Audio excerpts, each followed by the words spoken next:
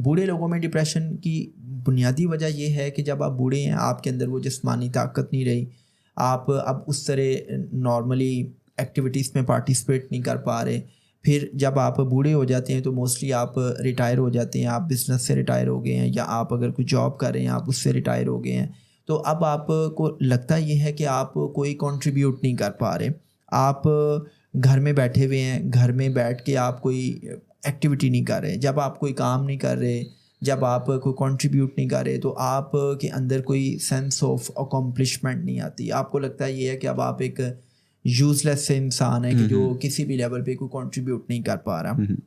تو اس صورت میں یہ ہے کہ آپ کسی ہیلدی ایکٹیویٹی میں انوالو ہوں. اگر آپ کی کوئی ہابی ہے تو آپ اس ہابی کو کر سکتے ہیں. آپ گارڈننگ کر سکتے ہیں، گارڈننگ ایک بہت اچھی ہابی ہے. اس میں آپ پہلے بیج بوتے ہیں، پھر آپ اس بیج کے پودا بننے کا انتظار کرتے ہیں، پھر وہ پودا نکلتا ہے، پھر آپ اس کی نرچرنگ کرتے ہیں، پھر وہ بڑا ہوتا ہے، پھر اس پہ پھل آتا ہے، اس پہ سبزی آتی ہے، پھر آپ اس کو اتارتے ہیں. تو یہ ساری کی ساری چیزیں آپ کی سائیکی کنڈیشن کو بہتر کرتی ہیں. پھر ہم نے یہ دیکھا ہے کہ آپ کسی نہ کسی فلاحی کام میں انوالو ہو جائیں. آپ اپنے پوتوں دوتوں کے ساتھ، اپنے جو گرینڈ چلڈرن ہیں ان کے ساتھ آپ ٹائم اسپینڈ کریں.